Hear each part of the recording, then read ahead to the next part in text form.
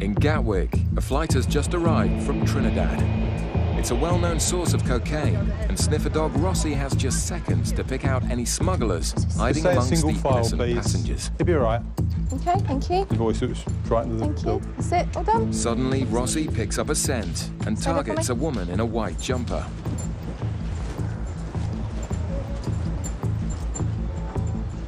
Just stand still for me. UK border sniffer dogs are trained to pinpoint the exact location of any drugs. Rossi indicates on the woman's bag. Are you together? Are you training by yourself? The passenger seems nervous, but after the initially strong indication, Rossi loses interest. Where?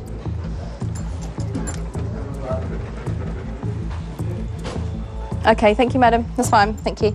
He basically pulled to get to her, or get to her scent, so I dropped the lead, and he was all around her rucksack, and he dropped the floor, so he tried to get underneath it. Back down into the channels anyway, just in case your guys have picked anything up down there. Yeah, I might see what's in her bag anyway. Meanwhile, Gatwick's newest drug dog, Barney, is examining the baggage from the same flight.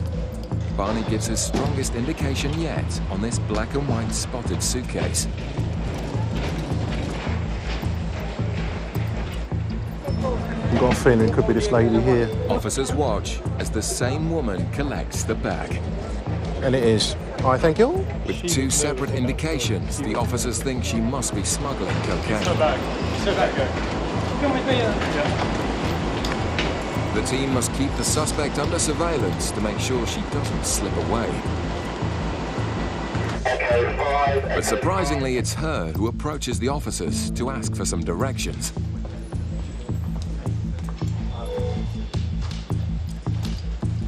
Fitz intercepts the passenger. Hi, where are you travelling from today? Here called Trinidad. Trinidad. You travel on your own? Yeah. Okay, just have a quick word if that's all right. Hello. But now the suspect seems more relaxed, even as Barney gives another unmistakable indication.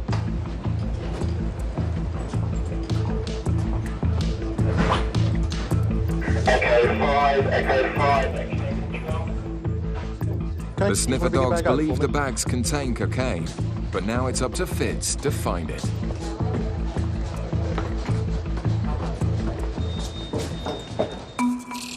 In Manchester, UK border officers are on the lookout for people bringing in more than 200 cigarettes on a flight from Gran Canaria. They spot 2 bags full of cigarettes. Kevin puts them back on the carousel, giving the passengers the opportunity to declare the excess, using the phone provided in the customs red channel. Ignoring the signs, they walk through nothing to declare, and the passengers aren't happy to hear that the goods will now all be seized. There's no signage and and we have to go and pick a phone up. No, there's there's nothing telling me to pick a phone up. When you walk in here... So can you categorically say I didn't go near that phone? I can do, yeah, because I watched it. I went round the back of the belt, I x-rayed the flight. I seen you pick up your bags off the belt, and I watched you walk towards the green channel. You never went anywhere near the goods to declare channel. You walked straight into the green channel saying, yeah, not to declare. Okay? It's going to be no tax. It's going to be seized on you today. The red phones have been there for years, but the man's still hoping to bend the rules. There you go. What's the crack here? As the officers already said, there's signs out there. No, there's nothing that says we have to pick a phone up though, is there? Come on. We can't, there's nothing we can do. If you'd have declared them at the red point, you could have paid the dues. Of course there's something you can do. There's not. No, I've never brought anything back in there. Now other passengers decide to get involved. No reason in the custard. They love to It's not signs, you know. I'm talking to you, mate. I'm talking to you. Well, I'm not listening to you. Right, I'll just show you the red point where the gentleman that's just been very abusive to us about not having the opportunity to declare the cigarettes. This is where he should have come. Bringing in excess goods, you should declare them at the red point. The gentleman's argument was there was no staff behind the red point.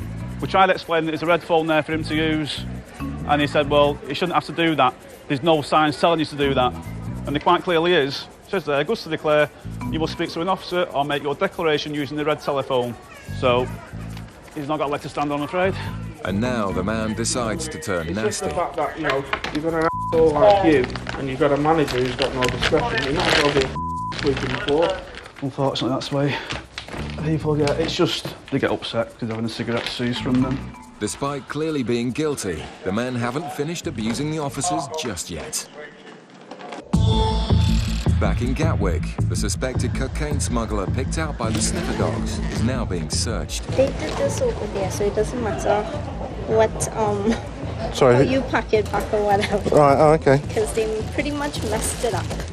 Who was that? They checked the bags and whatever across there. They checked them before you came out, did they? They Right. did the same thing. Oh, okay.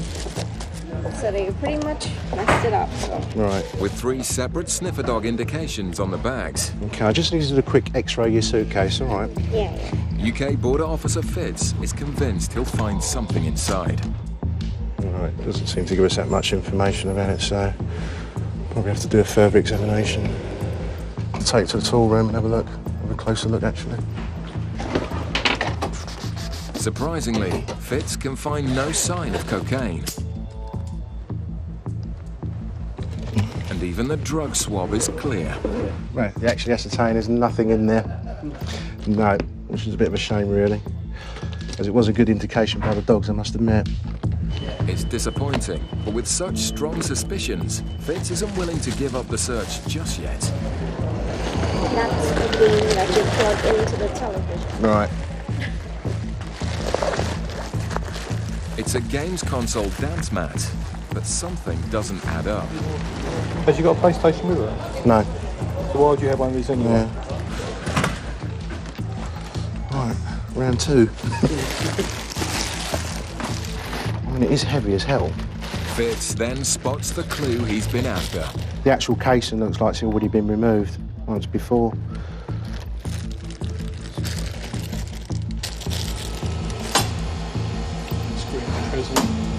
This acts like a sniffer dog. It's just looking for minute particles of substances that is that really stop high. It's got to be there. Suspicions are now even higher, but where are the drugs? Is that rubber impregnation? That's what I think it is. Ever seen it in a dance mat? Have you tried doing it on that? Can you break the Yeah, that's what. Can you break a bit off? No, you can do if you want to.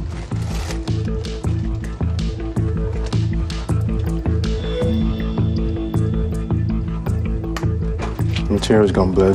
I can't say that's a positive then. Amazingly, the rubber inside the dance mat Okay, is so full at this of present cocaine. time, the time is 10:10. I'm arresting you on suspicion of being involved in the importation of a controlled drug. It just Okay? goes to show, You don't have to with say anything, but smugglers it may using harm ever your more defence devious if you fail to methods, mention, when the officers questioned, can something take which you may nothing later for rely on in granted. court. Anything you do say may be given in evidence, do you understand? Okay. The officer's persistence has paid off, and yet another smuggler has been caught red-handed. North. The drugs were ingeniously hidden, and one member of the team deserves a special reward. Knock yourself out, you little star. Well, he's just had his second job in 3 days to cocaine detections, which is unprecedented for such a new dog. He's only been in the job for 6 months. It's brilliant. But in the meantime, he's going to get this as a treat because it's just an unbelievable job for such a young dog. And while Barney enjoyed his bone, the woman won't be enjoying her freedom. She pleaded guilty and could be facing around 10 years in prison. Back in Manchester, the angry passengers want to appeal against the decision to seize their cigarettes. But they're now refusing to sign the paperwork. I had 606 stuff off me when it says. After 2 hours, the men are starting to test the officer's That's my argument patience. here. There you go. That is my argument. Right. Whether it goes to appeal or not, Right. he won't get his cigarettes back. Okay. You won't get your cigarettes back because you've entered the goods nothing to declare channel, stating that you've got nothing to declare. And I followed you straight to the green channel. Dad, just it. Can't be with it. It's just job worse. Well, I was trying to say that we've got more pressing things to do than stand here arguing with you. I couldn't agree with you more. So if you don't An understand, already tense exchange is about to escalate. again, you need to just learn that you Learn what? learn. Why are you my why are dad? you talking like that? Don't talk to Why are me you like I'm talking a like piece that? of lad. Yeah, hold on, you're the one you were talking to us like a piece of. Laughing for no reason. Yeah, don't is he try not to tell me entitled- what is he to not do. Yo, entitled- don't try to tell me what to do. Stand He's up. having a conversation. I'll tell you now, and have less of that now, otherwise I'll arrest you and I'll have you upstairs. Right, let's So just... pack it in now. And they were getting quite abusive, and it was getting to the stage where we thought they might be having to arrest them for obstruction or even assault. He was getting close to them. It looked like they were going to lash out. I've not been rude or abusive job. I've tried to be. Luckily, we talked them round and they've left in the end, but I'm not very happy. We've had the cigarettes seized.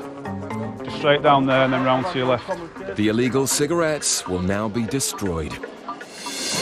Coming up, officers stop a suspected terrorist. All his answers are sort of wavering. He's saying one thing, but he's not really backing it up. So he's not telling us the truth about something. Coming up, Cash Dog Miller sniffs out some lies. It's wages or... So have you been working in England then? I thought you came here on holiday.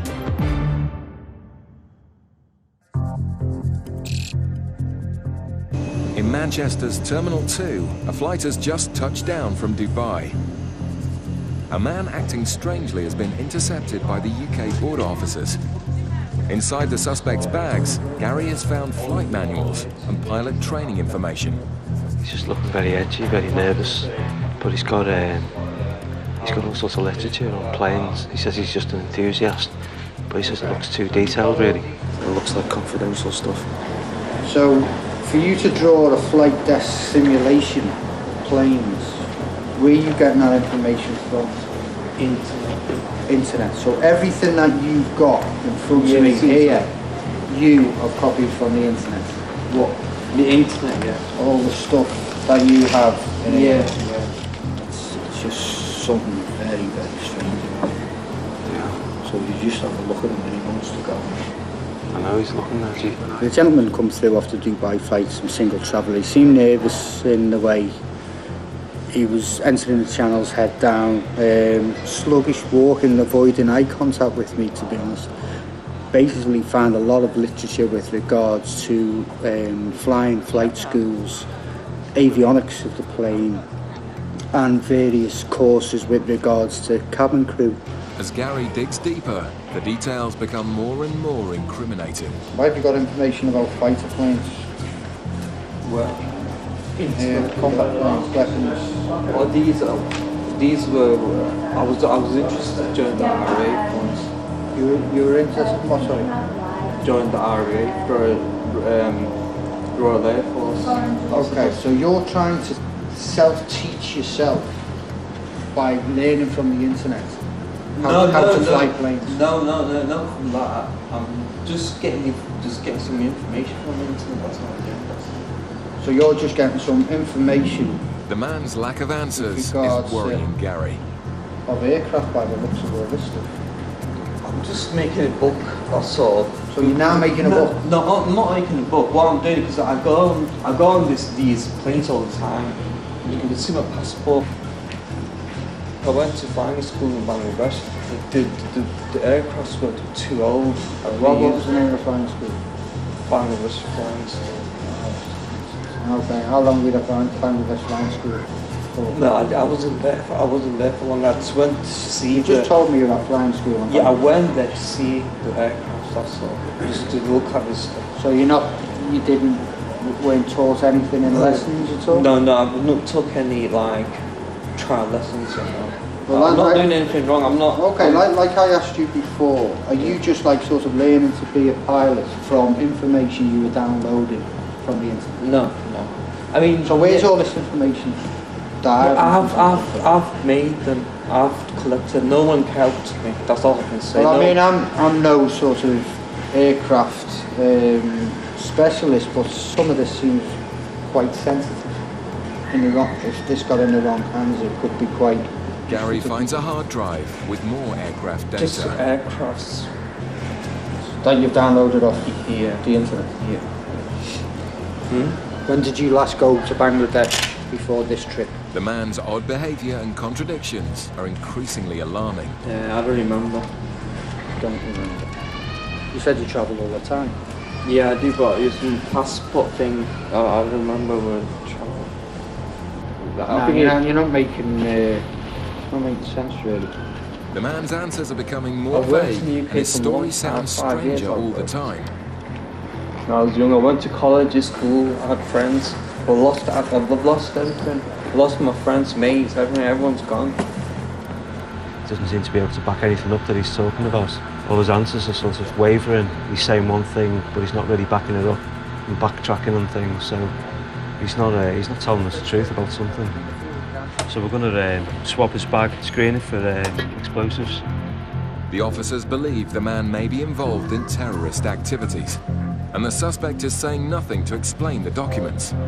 Gary has called in Special Branch while they await the result of the swab for explosives. On a night shift in Dover, officers are monitoring outbound vehicles on the hunt for large amounts of cash which may be linked to crime. Ben is questioning a Polish vehicle, looking for any clues that they may have something to hide. How much money have you brought to England with you? 3,000. And how much are you taking back to Poland now? How much money do you have left? 1,600. Is that between all of you, yes? No, £1,600 each? Ben thinks the group are telling lies. So you each brought £3,000 to England, yeah. And you all take 1,600 back with you. And it's all in £50 notes as well? Yeah. And where did you get the money from then? From Polish exchange point. And they just gave it in 50s, not in smaller? Okay, that's good. If you can bring your money and yourselves and come out the car, and then we go. The specially trained sniffer dog will now search the Polish vehicle for cash to see if the passengers are telling the truth. As Miller and dog handler Bo search the car, Ben presses the passengers on their story. So what have you spent your money on while you've been here in England? And fun. Clubs and drinking and stuff like that. Okay, and you've all got 1,600. The car is clear. But Miller picks up a cent in one of the rucksacks. Is there more money in that bag? No? Just show me this bag. The man denies having any more cash, but Miller has found an envelope which gives Ben reason to believe the group are lying to him. So that's where money's been. Was that in this bag, is it? All right. It's wages or? Yeah, wages. That's had money in, is what I'm saying. Yeah, it was. Yeah, so that's why the dog smells it. So have you been working in England then? I thought you came here on holiday. Yes, those days before. Who was on holiday? Me. But not you. You work in England. So why didn't you say you work in England? Do you all work in England? No, because I'm not very. Are you sure? It's not a problem if you work in England. Just tell me if you do. You don't work in England. You're on holiday. So it's not wages that you're taking back to Poland. You sure? Yeah. What about yours? Is yours wages that you take home? Because it 859, 803, £1,600, £1,600, 16. So do you work in England or? Yes, yeah, I think you work in England. Yeah. So why you say you don't work in England? It's not a problem now. You're Polish. You can work in England. Okay. Yeah? Yeah, we work. Okay. So you do work in England. Yeah, sorry for that. So if it hadn't been for your wage slips, you'd have been all right. The needless lie has been uncovered. Obviously now that Poland's in the European Union, they can work in the UK, but for whatever reason, I don't know whether they're scared to tell us the truth, they're actually working here, or whether it's just a case of they don't want to say how much money they're taking out of the country, so they've all come out with a story that they've come here on holiday, each got £1,600 left, and then they're taking it back to Poland, so it didn't really ring true. 1,600, 1,600, 1,600, okay? It's clever really, because sometimes that happens, you know, someone lies about the amount of money they've got and then the dog will indicate on an item of paperwork that's been with their money, which is obviously why the dog indicated. Good. It's a barefaced lie which officers are used to. Sometimes we don't know why they lie, but sometimes we do find it out, and it's the smallest of reasons really. The passengers have done nothing illegal and are free to go.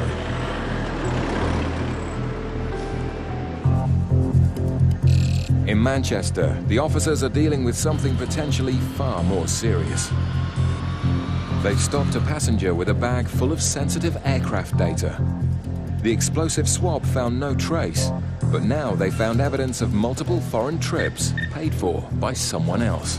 Basically, we found a lot of information about aircraft flight simulators, different magazines, different information on fuel from aircraft. What planes are these? Are these small planes? Are they commercial aircraft?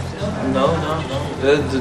The Boeing planes, aircraft, the real aircraft, the big long planes. Yeah. Gary calls in Special Branch to tell them about the suspect's strange story. My mum's boyfriend pays for it as well. Not only my dad. I've got my mum's boyfriend. He's an Englishman. Go back to the back foot. Yeah. In a climate of global terrorism, the officers need to be on the lookout for all suspicious behaviour. That's the cabin crew information. I don't want the cabin crew, but you can keep me if you want, because I'm not doing any work on these. This is the list of... That's on the passport. That's on the passport. He's flown. And does that tell him what's in his passport? 2003, 2008, he said his took off 34 times and landed 34 times. Gary and the UK border officers have taken the questioning as far as they can. They now hand the suspect over to Special Branch for further investigation. Okay, do you want to get your bags and just come and have a word with us? Cheers, mate. I mean, there's nothing secret. I won't keep a secret. Okay, no problem. Yeah, no worries. For Gary and the team, the strange encounter comes to an end. It was bizarre, I can't understand why he's doing all these trips. Just could be in his own little fantasy. He might be a bit of a fruitcake for a chance. The man is led away for questioning, while the border officers wait to find out the cause of the man's strange behaviour.